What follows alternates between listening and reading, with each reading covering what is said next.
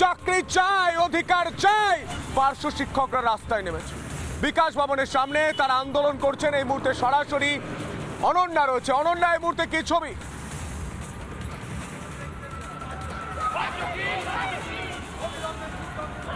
একদম শুধু দেখো, সেন্ট্রাল পার্ক এই মুহূর্তে রয়েছি আমি। এই মুহূর্তে পার্শ্ব শিক্ষকদের যে সংগঠন, তাদের বিকাশ ভবন অভিযান, বিকাশ ভবনের দিকে এগিয়ে যাচ্ছেন তারা, সেই ছবি এই মুহূর্তে আমি তুলে ধরছি। মাত্র 1000 টাকা তাদের ভাতা বৃদ্ধি হয়েছে, মাসে মাসে মাত্র 1000 টাকা ভাতা বৃদ্ধি। এই ভাতা না হলেও হয়, এমনটাই তারা ধিক্কার জানিয়ে আজ তাদের বিকাশ ভবন অভিযান। এই মুহূর্তে যারা বিকাশ ভবনের দিকে এগিয়ে যাচ্ছে। অন্যদিকে একটু আগে আমি ছবি দেখাচ্ছিলাম বিকাশ ভবনের সামনে কিভাবে পুলিশের ব্যারিকেড করা হয়েছে, পুলিশ মোতায়েন করা হয়েছে। আমি আমার ভিডিও জার্নালিস্টকে বলবো আরো আপনাদের ছবি দেখাতে। এই মুহূর্তে তারা বিকাশ ভবনের দিকে এগিয়ে যাচ্ছেন। মাত্র 1000 টাকা বেতন বৃদ্ধি তার বিদ্রুপ করে, তার প্রতিবাদ এবং এই 1000 টাকা বেতন বৃদ্ধির প্রত্যাহারের দাবিতে এবং এসএসএম এর ফাইলের কার্যকর করার দাবিতে বিকাশ ভবন অভিযান আজ পার্শ্ব শিক্ষক সংগঠনদের তারা এই মুহূর্তে বিকাশ ভবনের দিকে এগিয়ে যাচ্ছে। জবাব চাই, জবাব দাও স্লোগান নিয়ে তারা এই মুহূর্তে এগোচ্ছে বিকাশ ভবনের দিকে।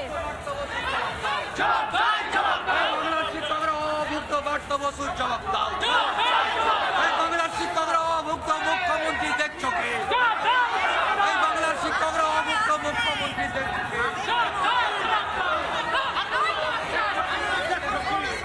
এই মুহূর্তে সন্তু আমি একদম সরাসরি চলে যাব তাদের কাছে তাদের কথা শোনার চেষ্টা করবো। তারা কি দাবিতে আজকে বিকাশ ভবন অভিযানে, আজকে আপনারা বিকাশ ভবন অভিযানে কোথায় এসেছেন আপনি? আমি এসছি উত্তর 24 পরগনা জেলার বারাসাত জোনের মধ্যমগ্রাম ইস্ট সার্কেলের কীর্তিপুর 2 থেকে। আপনারা আজকে কোন দাবি নিয়ে আজকে বিকাশ ভবন অভিযানে যাচ্ছেন? কোন দাবি আমাদের একটাই দাবি, সেটা হলো অবিলম্বে আমরা কেউ 5, কেউ 10, কেউ 15 এবং 20 বছর সার্ভিস করছি, অথচ আমাদের সামান্য 1000 টাকা দিয়ে যেভাবে অপমান করা হলো, একটা শিক্ষক সে জাতির মেরুদণ্ড, অথচ তাকে এইভাবে অপমানিত হতে হবে এই সরকারের রাজত্বে, এটা আমরা কিছুতেই মেনে নিতে পারছি না। একদমই মাত্র 1000 টাকা বৃদ্ধি, প্রায় 8 বছর পর তাদের ভাতায় বৃদ্ধি হলেও সেই ভাতা মাত্র 1000 টাকা বৃদ্ধি হয়েছে এবং সেই ভাতা প্রত্যাহারের দাবি নিয়ে আজ তারা বিকাশ ভবন অভিযান করছেন। এই মুহূর্তে তাদের মিছিল বিকাশ ভবনের দিকে এগিয়ে যাচ্ছে। এই মুহূর্তে আমি তাদের স্লোগানটা দর্শকদের সামনে তুলে ধরার চেষ্টা করবো।